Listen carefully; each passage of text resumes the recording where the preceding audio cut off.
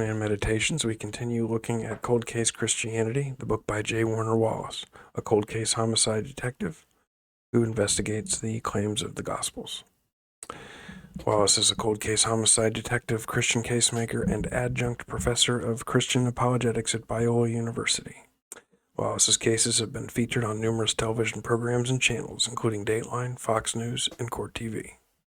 He's a recipient of the Police and Fire Medal of Valor, Sustained Superiority Award, and has a master's degree in theological studies. A vocal atheist for many years, Wallace now uses his investigative skills to make a case for Christianity. He and his wife Susie have 4 children and live in Southern California. Today, we look at Cold Case Christianity, Chapter 4, where we evaluate the reliability of witnesses. Test your witnesses, evaluating the reliability of witnesses. The chapter begins with a trial scene where a witness is cross-examined by a skilled defense attorney who tried to plant doubt in the jury's mind about the reliability of the witness's observations. The prosecutor rebutted the defense attorney and got the victim to admit there was no chance that the defendant was not the perpetrator of the crime against the victim. Despite the valiant efforts of the defense attorney to plant reasonable doubt in the minds of the jury, the reliability of the witness's testimony sealed the defendant's guilt in their minds. The reality illustrated in this story is that once you come to trust an eyewitness, you eventually must come to terms with the testimony that the witness has offered. Once the witness has been deemed reliable, then you should be able to safely trust what the witness has to say. So how do we come to trust what an eyewitness has to say? How can we evaluate a witness to make sure that he or she is someone we can trust in the first place? Jurors are asked to evaluate witnesses in court cases every day. If you were sitting on a jury in the state of California today, the judge would give you some advice about assessing the witnesses who are about to testify before you. In fact, the judge would tell you that you ought to consider a number of factors and ask yourself the following questions. First, how well could the witness see, hear, or otherwise perceive the things about which they testified? Second, how well was the witness able to remember and describe what happened? Third, how was the witness's behavior while testifying? Fourth, did the witness understand the questions and answer them directly? Fifth, was the witness's testimony influenced by a factor such as bias or prejudice, a personal relationship with someone involved in the case, or a personal interest in how the case was decided? Sixth, what was the witness's attitude about the case or about testifying? Seventh, did the witness make a statement in the past that is consistent or inconsistent with their testimony? Eighth, how reasonable is the testimony when you consider all the other evidence in the case? Ninth, did other evidence prove or disprove any fact about which the witness testified? 10th, did the witness admit to being untruthful? 11th, what is the witness's character or truthfulness? 12th, has the witness ever been convicted of a felony? 13th, has the witness engaged in other conduct that reflects on his or her believability? 14th, was the witness promised immunity or leniency in exchange for his or her testimony? These are the questions that jurors are encouraged to ask as they evaluate witnesses who testify in court. Sometimes these witnesses are testifying in trials that are a matter of life and death. Trials that involve defendants who may ultimately face the death penalty. In the end, there are 4 critical areas of concern when it comes to evaluating an eyewitness. The first area of concern is, were they even there? First, we've got to find out if the witness was even present to observe anything in the first place. This concern is captured by questions like, how well could the witness see, hear, or otherwise perceive the things about which they testified? You might think that this is a silly issue to have to examine, but there are times when people will claim to be a witness or a participant in a case when they in fact were nowhere near the event. In an old case from over 40 years in the past that Wallace reopened that was well known and well publicized, he discovered that the original investigators had been deceived by someone who confessed to a murder that they did not even commit. The suspect offered just enough detail to convince the detectives that they had committed the murder when they really had not. They lied about their involvement in the crime to bring themselves attention and fame. Creating this selfish diversion distracted the investigators from finding the true suspect. This is one illustration for why it's essential to make sure that a witness was really present to see the events in question. In addition to whether or not the witnesses were even there, we have to know whether or not the witnesses have been honest and accurate. Jurors have a duty to take an unbiased look at witnesses and assume the best in them until they have reason to do otherwise. The primary concern that most of us have when evaluating witnesses is the issue of credibility. A witness who was present at the time of a crime but who's lying about what happened is of no value. The jury instructions address this issue with questions like, did the witness make a statement in the past that is consistent or inconsistent with their testimony? In recent years, with a large number of court cases that have been publicized and broadcast nationally, we've all seen examples of witnesses who have been discredited as liars. When Michael Jackson was accused of child molestation in 2003, for example, the victim's mother took the stand as a witness. The defense exposed the fact that she lied about a prior shoplifting incident in 1998, 5 years prior. When the jurors discovered this, many, if not all of the jurors, discredited her testimony in the 2003 case for which Jackson was being tried. When a witness is caught about a lie in the past, his or her testimony about the case can be called into question. It's important, however, to remember that jurors are also given this instruction by the judge. Here's the instruction. Quote, if you decide that a witness deliberately lied about something significant in this case, you should consider not believing anything that the witness says. Or, if you think the witness lied about some things but told the truth about others, you may simply accept the part that you think is true and ignore the rest, end quote. I can't imagine that it would be easy once you figured out somebody was lying. I don't know how you could trust anything that they say and be able to pick and choose like that last quote suggests that you do. There may be a good reason for a witness to lie about something unrelated to a case, perhaps to avoid embarrassment or to protect the privacy of a loved one, yet still tell the truth about what he or she saw in the crime under consideration. Let's face it, all of us have lied about one thing or another. Jurors have to decide if a witness has simply lied on occasion for some understandable reason or is an untrustworthy, habitual liar.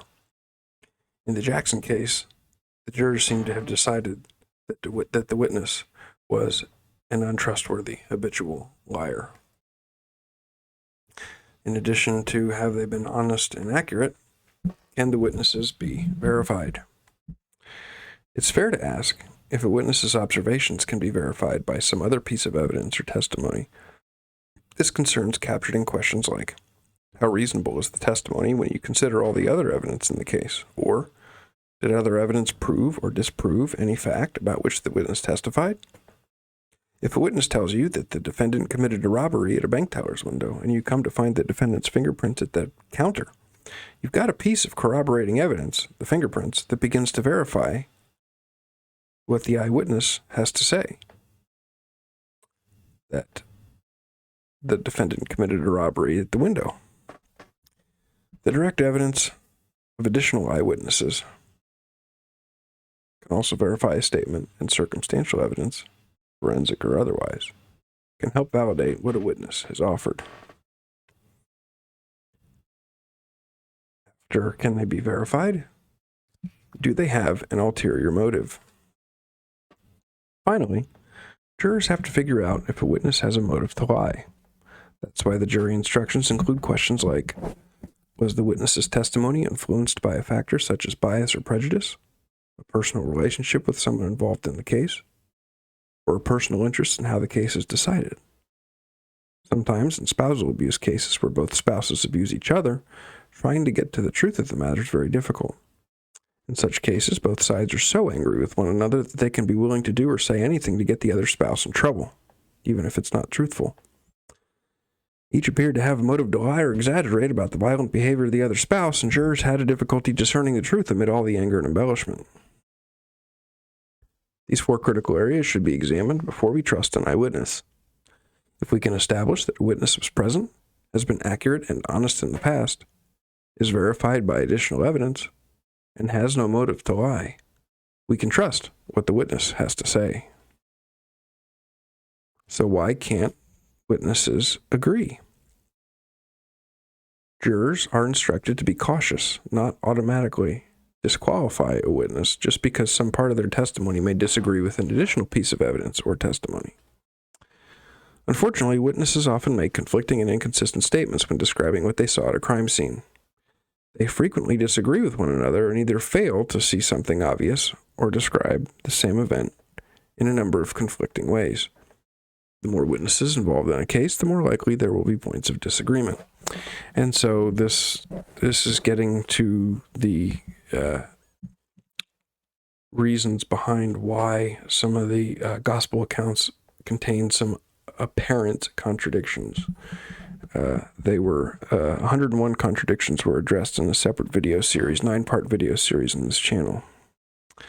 In one particular homicide that occurred late in a restaurant parking lot when the suspect had long departed, 3 witnesses got left together and talked amongst themselves, polluting their testimony. The 3 witnesses being allowed to talk to each other nearly ruined the case. This is a powerful illustration for why it's vital to separate witnesses.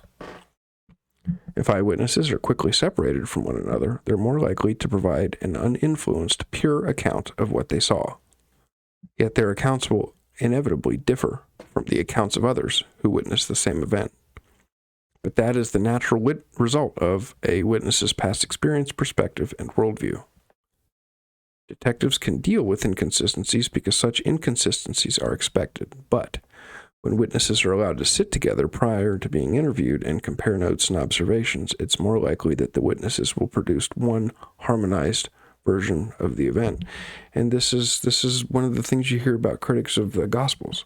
Why isn't it harmonized? Why does it appear to contain variations? Well, Wallace is explaining to you that if they are harmonized, that is less believable than if it's not harmonized. It's more believable if it's not harmonized, like the Gospels are not harmonized. Everyone will offer the same story if it's harmonized. While this may be tidier, it will come at the sacrifice of some important details that a witness is willing to forfeit in order to align his or her story with the other witnesses. So the Gospel authors were not near each other when they wrote their stories geographically. They could not corroborate each other's stories. They each wrote their own.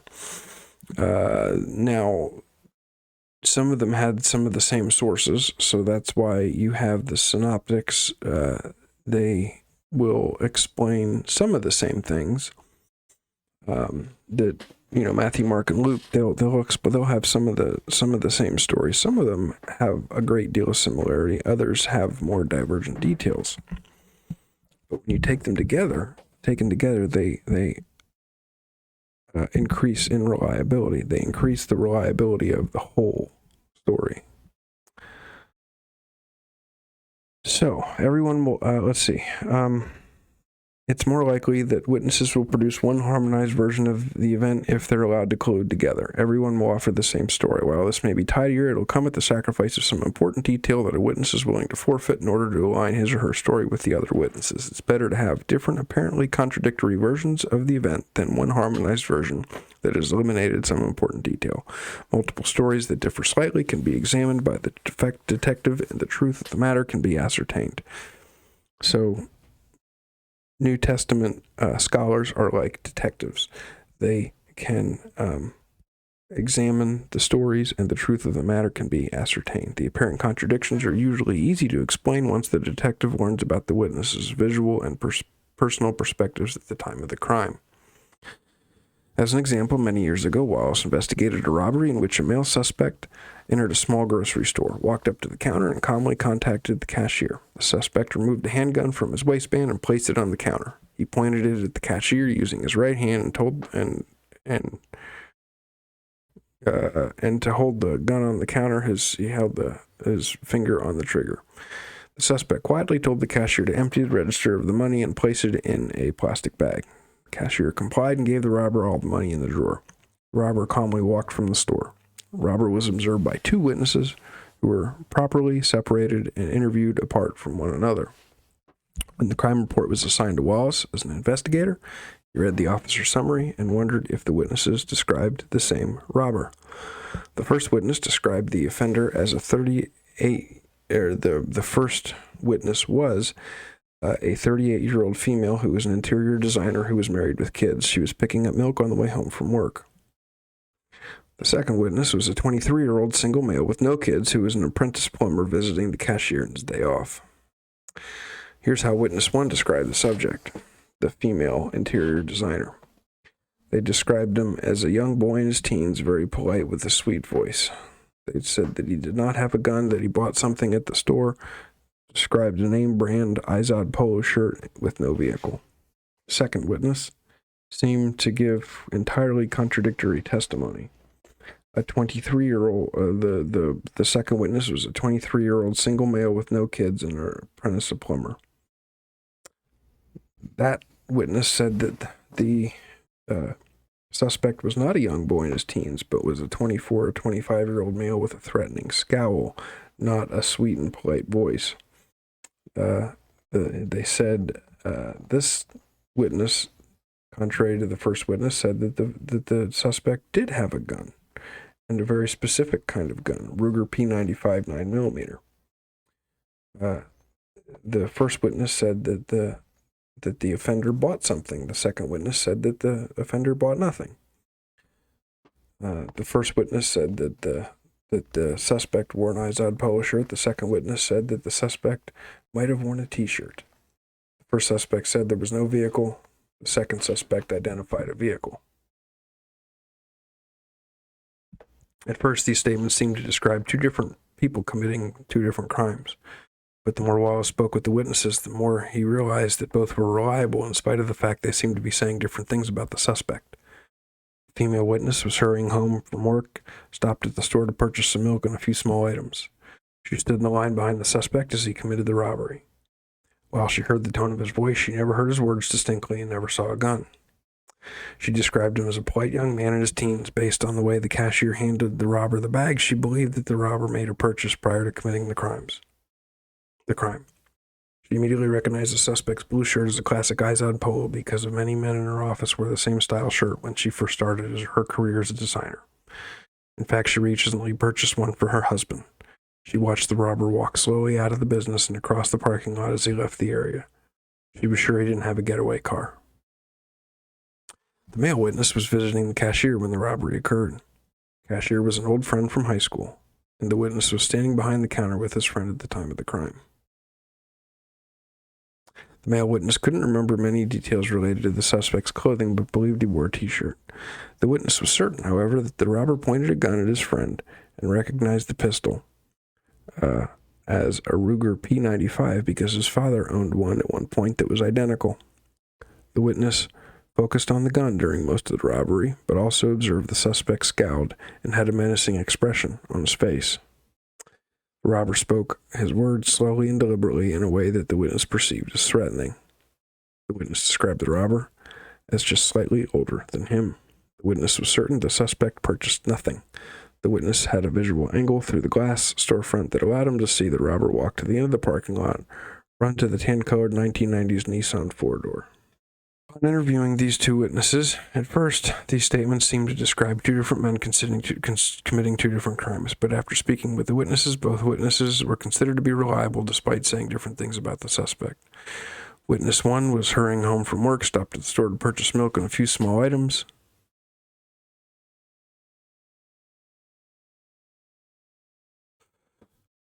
Witness 1 stood in line behind the suspect as the suspect calmly committed the robbery.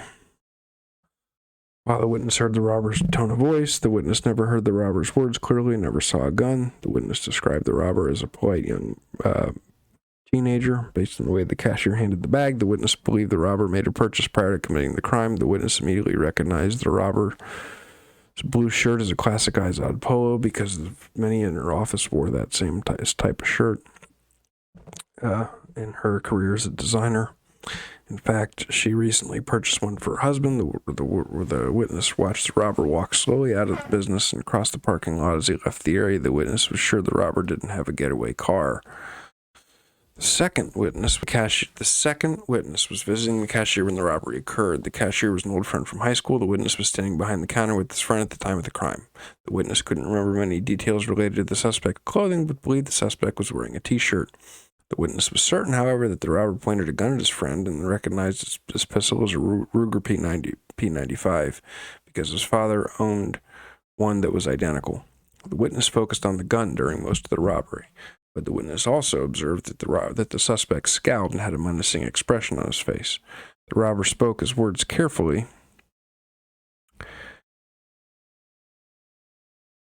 Spoke his words slowly and deliberately as the witness interpreted them as threatening. The witness described the man as just slightly older than him, aged 24 or 25. The witness was certain that the suspect made no effort to purchase anything prior to the crime, and the witness had a visual angle that allowed him to see the robber walk to the end of the parking lot, run to the tan Nissan four-door from the 90s. Upon interviewing the two witnesses, it became apparent why they seemed to disagree on several key points. In the end, many things impact the way witnesses observe an event. A lot depends on where a witness is located in relationship to the action.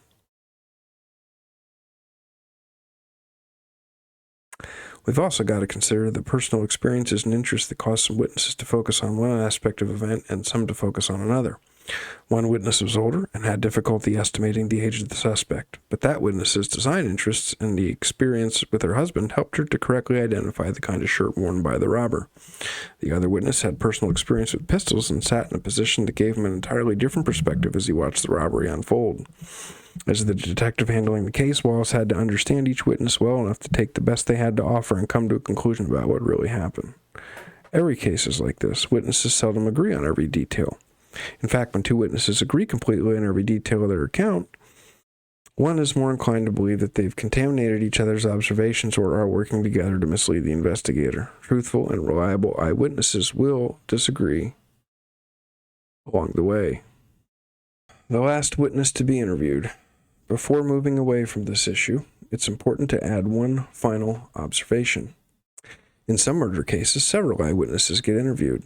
While at the scene, each witness gets taken off to the side and separated from the other eyewitnesses, and gets the opportunity to give their account independent from the other eyewitnesses. On one occasion where this took place, Wallace discovered that an additional, previously unidentified witness quietly stood within earshot of the other interviews as they were conducted, patiently waiting for their turn to be interviewed. Up to that point, none of the officers or detectives was even aware that this witness had seen anything. It was clear that this witness had not been isolated and was acutely aware of what the other witnesses had described. When interviewed, this witness that had not been isolated actually provided important information that the other witnesses had completely missed. Because this extra witness had been eavesdropping on the previous interviews, this witness was inclined to skip over details previously supplied by the other witnesses. This extra witness did an excellent job of filling in the blanks, but a poor job of covering the essential details of the crime that the others had already described. If Wallace had not repeatedly asked her to start at the beginning and tell him everything she saw, she would undoubtedly have given him an incomplete account that, if compared to the first statements of eyewitnesses, would have looked like a contradiction. In his years of collecting eyewitness statements, Wallace has come to recognize that witnesses who are already aware of what's been offered are far more likely to supply missing details. While this witness may offer something that's critical to the case and was previously unknown, he or she may also offer a version that's less detailed in many ways. So you can see that it's possible for testimony to slightly vary, and it doesn't necessarily mean, if it slightly varies, that they're contradictory and should be discarded. Let's look at the gospel writers as eyewitnesses. Growing up as a skeptic, Wallace never thought of the narrative as an eyewitness account. Instead, he saw it as something more akin to religious mythology, a series of stories designed to make a point. But when he read through the Gospels and then the letters that followed them, it appeared clear that the writers of Scripture identified themselves as eyewitnesses and viewed their writings as testimony. Peter identified himself as a witness of the sufferings of Christ, and as one of many eyewitnesses of his majesty. The Apostle John claimed he was writing as an eyewitness when he described the life and death of Jesus. He identified himself as the disciple who is testifying to these things and wrote these things, and said that he was reporting what we have heard, what we have seen with our eyes, what we've looked at and touched with our hands. The apostles saw themselves first and foremost as a group of eyewitnesses, and they understood that their shared observations were a powerful testimony to what they claimed to be true. When Judas left the group, they quickly replaced him and demonstrated the high value they placed on their status as eyewitnesses. They set out to choose one of the men who have accompanied us all the time that the Lord Jesus went in and out among us, beginning with the baptism of John until the day he was taken up from us. They replaced Judas with another eyewitness. Matthias, I think, right? The New Testament accounts repeatedly use the words that are translated as witness, testimony, bear witness, or testify. They are translated from versions of the Greek words martyria or martyreo. The word martyr finds its root in these same Greek words. The terms eventually evolved into describing people who, like the apostolic eyewitnesses, remained so committed to their testimony concerning Jesus that they would rather die than recant. As Wallace read through the book of Acts, he realized that the apostles repeatedly identified themselves as eyewitnesses and called upon their testimony as the foundation for all their preaching and teaching. In Peter's very first sermon at Pentecost, he told the crowd that the disciples are all witnesses of the fact that Jesus rose. Acts 2:32, and he repeated that claim later at Solomon's colonnade. When Peter and John were eventually arrested for testifying about the resurrection, they told the members of the Sanhedrin that they could not stop speaking about what they had seen and heard, and they promptly returned to the streets where they were giving testimony to the resurrection. Over and over again, the apostles clearly identified themselves as witnesses of all the things that Jesus both did in the land of the Jews and in Jerusalem, and used this status as the foundation for everything they taught. Even Paul relied upon this status as an eyewitness. When Christian communities began to blossom across Asia Minor, Paul wrote to many of them and identified himself as both an apostle and someone who could testify as an eyewitness. Paul said that Jesus appeared to James, then to all the apostles, and last of all, as to one untimely born, he appeared to me also in 1 Corinthians.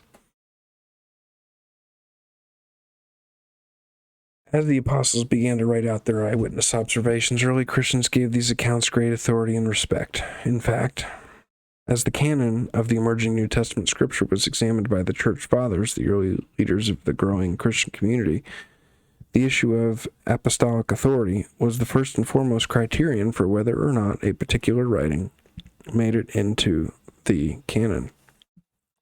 Was the text written by an apostolic eyewitness, such as Matthew, John, Peter, Paul, James, Jude, etc., or by someone who at least had meaningful access to one or more of these eyewitnesses, such as Mark and Luke? Only the accounts of the original eyewitnesses were given serious consideration, and the Gospels have always been understood as a set of eyewitness accounts. The question, of course, is whether or not they can be trusted, and that's the focus of the second section of this book. We'll investigate the Gospels as eyewitness accounts, asking the same kinds of questions that judges encourage jurors to ask of witnesses in criminal proceedings. We'll ask if the apostolic eyewitnesses were present at the events that have been recorded. We'll ask if they were accurate and honest. We'll ask if their testimony can be verified in some way. Finally, we'll investigate whether or not they had an ulterior motive. When jury members conclude that a witness can be trusted, they must come to grips with what the witness has to say and use this testimony as the foundation for future decisions that they may make about the truth of the case. If the gospel writers are found to be reliable, we can accept their statements as the foundation for future decisions we make about the truth of Jesus' life and God's existence. So let's look at the expectations from experience. Before examining the reliability of the gospel accounts, Wallace had a reasonable expectation about what a dependable set of eyewitness statements might look like, given his experience as a detective. When more than one witness observes a crime, he expects to see the following characteristics in their statements. First, their statements will be perspectival. Each eyewitness will describe the event from his or her spatial and emotional perspective. Not everyone will be in the same position to see the same series of events or same details. The detective will have to puzzle together statements that might at first appear contradictory. Each statement will be colored by the personal experiences and worldviews of the witnesses. Next, their statements will be personal. Each eyewitness will describe the event in his or her own language, using his or her own expressions and terms. As a result, the same event may be described with varying degrees of passion, or with divergent details that are simply the result of individual tastes and interests. Next, their statements may contain areas of complete agreement. Some aspects of each eyewitness statement may be completely identical. This is particularly true when witnesses describe aspects of the crime that were dramatic or important to the sequence of events. It's also true when later witnesses are aware of what others have offered and simply affirm the prior description given by previously interrogated witnesses. For instance, I think all 4 gospel writers record the feeding of the 5,000. That's pretty dramatic. All 4 gospel writers record the resurrection. That's pretty dramatic. They all record the death on the cross. That's pretty dramatic. They all record certain aspects of his arrest. That's pretty dramatic. Next, later statements may fill in the gaps. Finally, as described earlier, late witnesses who are aware of prior statements fill in what has not been said previously. So all of this stuff that Wallace is describing, if you can think to how the Gospels are constructed, many of these characteristics are present. Each of these characteristics are present in the Gospel texts. And so you can see how looking at the text from the perspective of an investigator, of a detective, can it lends credibility to the theory to the idea that the Gospels are accurate, reliable, and trustworthy. Therefore, that Christianity is true. Finally, as described earlier, late witnesses who are aware of prior statements fill in what's not been said previously. It turns out that the expectation of true, reliable eyewitness accounts are met, at least preliminarily and superficially, by the Gospels. All 4 accounts are written from a different perspective and contain unique details that are specific to the eyewitnesses. There are, as a result, divergent, apparently contradictory recollections that can be pieced together to get a complete picture of what occurred. All 4 accounts are highly personal, utilizing the distinctive language of each witness. Mark is far more passionate and active in his choice of adjectives, for example. Several of the accounts, Matthew, Mark, and Luke, contain blocks of identical or nearly identical descriptions. This may be the result of common agreement at particularly important points in the narrative, or more likely the result of later eyewitnesses saying the rest occurred just like he said. Finally, the last account, John's Gospel, clearly attempts to fill in the details that were not offered by Matthew, Mark, and Luke, the prior eyewitnesses. John, aware of what the earlier eyewitnesses had already written, appears to make little effort to cover the same ground. Even before examining the Gospels with the rigor we're going to apply later, the Gospels were found to be consistent with the detective's experience in examining eyewitness testimony. Let's take a sidebar and look at perspectives on biblical inerrancy. The traditional definition of biblical inerrancy maintains that the Bible is accurate and completely free of error. Inerrancy does not require, however, that the biblical text be free of any personal perspectives or idiosyncrasies. In fact, the existence of these distinctive features only helps us recognize the accounts as true eyewitness statements written by real people who revealed their human gifts and limitations along the way. These characteristics can help us have confidence in both the accuracy and reliability of the accounts. Speaking of reliability, let's look at the reliable Bible. In the end, it all comes down to the reliability of these accounts, the Gospels. Non-believers hear believers talk about biblical inerrancy or infallibility. These terms are typically applied to the original manuscripts that were composed by the authors. For some, reliability is of greater concern than inerrancy. Wallace's experience as a detective told him that the best eyewitness accounts contained points of disagreement that did not automatically invalidate their reliability. If it was God's desire to provide us with an accurate and reliable account of the life of Jesus, an account we could trust and recognize as consistent with other forms of eyewitness testimony, God surely accomplished it with the 4 gospel accounts. Yes, the accounts are messy. They're filled with idiosyncrasies and personal perspectives, along with common feelings of familiar stories. There are places where critics can argue that there appear to be contradictions, and there are places where each account focuses on something important to the author while ignoring details of importance to other writers. But would we expect anything less from true, reliable eyewitness accounts? We should not. Surely these apparent contradictions and curious peculiarities were present in the early texts and obvious to the earliest of Christians. The older gospel manuscripts we have display this sort of eyewitness variability, and there's no reason to think that the originals are any less unique or idiosyncratic. The early believers could have destroyed all but one of the accounts, changing the conflicting details, or simply harmonized the Gospels, but these diverse accounts were preserved as they are because they are true. They display all the examples that we would expect in true eyewitness testimony. If the early church had eliminated the 4 eyewitness perspectives and limited us to one tidy version, we would have inevitably missed some significant detail. It's best to take multiple witnesses of the same event at their word and learn about their perspectives. Evidence can be gleaned even from 2 eyewitnesses that appear to contradict one another. The examples from earlier with witnesses 1 and 2 had varying testimony, but the collective testimony of the 2 witnesses still produced a conviction in the robbery case. Not all memories are created equally. In some cases, it's possible for many years to pass before eyewitnesses' testimony is required in court. In such instances, some may wonder if the passage of time could impact the witness's memories of the events in question. Each of us is experienced with struggling with particular memories from the near or the distant past. Isn't it possible, therefore, for a witness to confuse some important details of an event in question?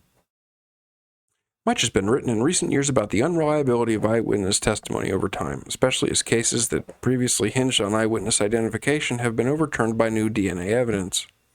In fact, the New Jersey Supreme Court recently pointed to cases such as these and cited a troubling lack of reliability in eyewitness identifications. As a result, the court issued new rules to make it easier for defendants to challenge eyewitness evidence in criminal cases, given that some eyewitness identifications have been overturned by DNA evidence. Why should we trust eyewitness testimony about an event in the past? It's important to remember that not all memories are created equally.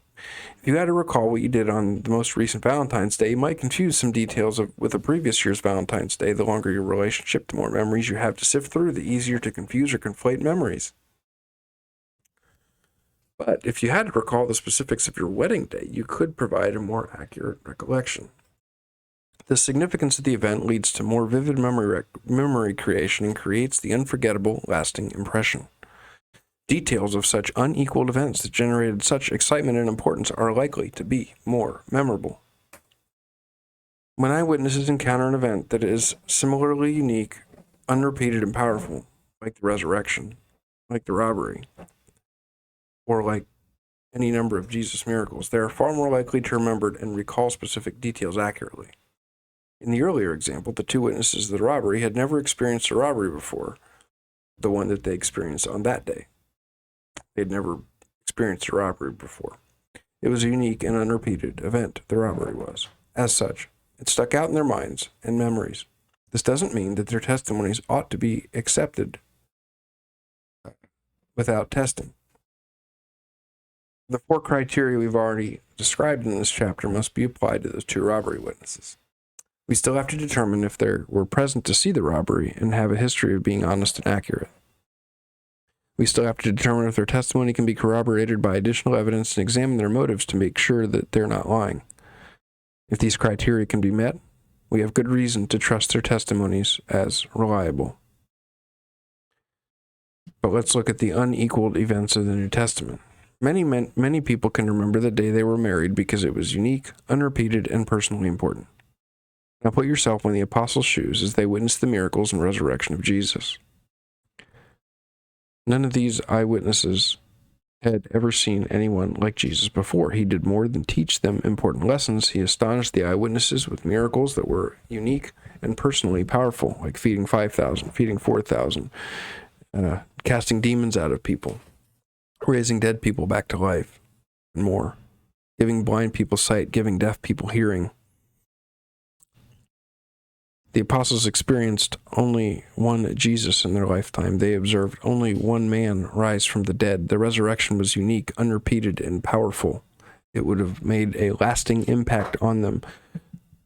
Certain details they would not have forgotten or mistaken. The gospel eyewitnesses observed a singularly powerful and memorable event and provided us with accounts that are distinctive, idiosyncratic, personal, and reliable. We simply have to take the time to understand the perspective and character of each eyewitness and then determine if the accounts are trustworthy given the 4 criteria we described. More on that in section 2. Finally, a tool for the call-out bag, a tip for the checklist. Tip number 4, tool number 4. This may be one of the most important principles we can tuck away in our call-out bag. Unless you've worked with a lot of eyewitnesses and have become familiar with the nature of apparent contradictions in eyewitness accounts, it's easy to assume that people are lying or are mistaken simply because they don't agree on every detail or have ignored some facts in favor of others. If nothing else, we have to remember that an eyewitness account can be reliable in spite of apparent contradictions. While we might complain about 2 accounts that appear to differ in some way, we would be even more suspicious if there were absolutely no peculiarities or differences. If this were the case with the Gospels, I bet we would argue that they were the result of some elaborate collusion. As we examine the Gospel accounts, we need to give the writers the same benefit of the doubt we would give other eyewitnesses. Human eyewitnesses produce human eyewitness accounts. They are often idiosyncratic and personal, but relatable nonetheless. Christians recognize that the Bible is God's Word, but they should likewise recognize that it was delivered to us through the observations and recollections of human eyewitnesses. Before Christians share that the Bible has something important to offer, it's important for people to see that the writers identified themselves as eyewitnesses. They weren't writing moral fiction. They were recording what they saw with their own eyes, heard with their own ears, and touched with their own hands. Let's recognize the importance of biblical reliability and help our skeptical friends recognize the nature of personal, reliable eyewitness testimony. Many of us have seen or heard something during the course of our lives that forever changed the way we thought about the world around us. That's precisely what happened to the gospel writers. That's precisely what happened to the gospel writers. Their observations changed them forever, and their testimony can change the world we live in. That's the end of Chapter 4, Test Your Witnesses, in Cold Case Christianity by J. Warner Wallace. Next time we'll do Chapter 5, Principle 5, Hang on Every Word. Thank you for watching. Please like, comment, and subscribe, and have a blessed rest of your day.